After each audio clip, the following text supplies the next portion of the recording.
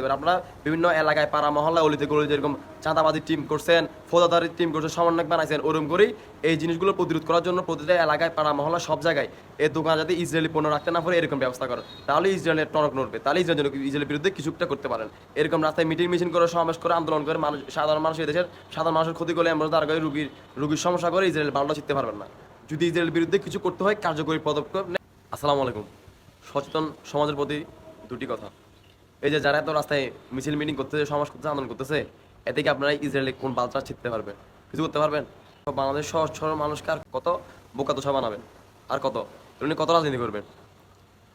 ফিলিস্তিনি যে যে হত্যাযজ্ঞ চলতেছে এগুলো আর কত রাজনীতি করবেন?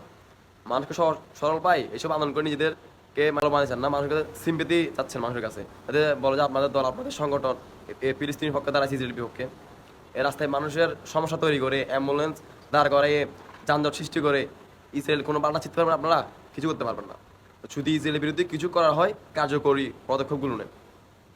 বাংলাদেশে যেসব দোকানে বা যেসব ডিলাররা ইসরায়েলি পণ্যগুলো রাখে এদেরকে 3 দিন, 5 দিন বা 7 দিন আলটিমেটাম দেন।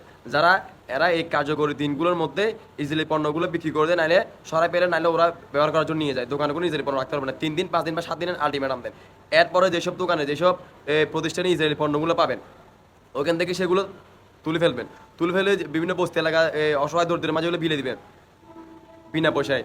আর যেসব ডিলার বা দোকান প্রতিষ্ঠান আছে এদেরকে সুযোগ দিবেন, 3 দিন, 5 দিন, 7 দিন করে দিনের একটা আলটিমেটাম দিয়ে দিবেন, সময় দিবেন। এর মধ্যে এরা জিনিসগুলো সরাই ফেলবে, বিক্রি করে ফেলবে না, নিজেদের জন্য ব্যবহারের জন্য নিয়ে যাবে।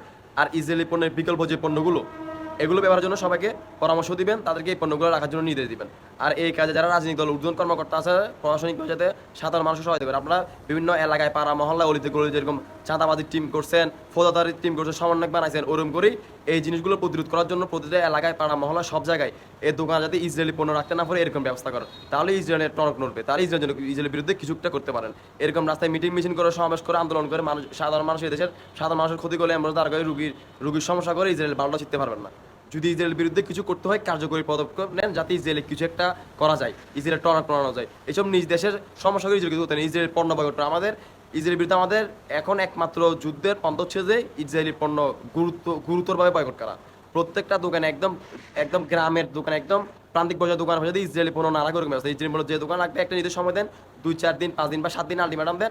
এর মধ্যে যদি দোকান দিয়ে ইসরায়েলি পণ্য আসলে সব, যেই দোকান হোক, যার দোকান হোক, যে প্রতিষ্ঠানই হোক, ইসরায়েলি যত প্রতিষ্ঠান আছে সবগুলোর একদম নিশ্চিহ্ন করে দিবেন। দোকানে ইসরায়েলি পণ্য যদি রাখে সেই পণ্যগুলো নিয়ে যদি খাওয়ার অযোগ্য হয় সেগুলো নষ্ট করে ফেলবেন, আর না হয় এই দরিদ্র মানুষ দিয়ে বিলি করে দিবেন। আর কিছু প্রকাশতার কথা বলি, যারা ইসরায়েলি পণ্যগুলো কিনে রাস্তায় নষ্ট করে গেছে, আপনাদেরকে মাথায় ব্রেন নাই, সবগুলো মাথায় গু। আপনার টাকা দিয়ে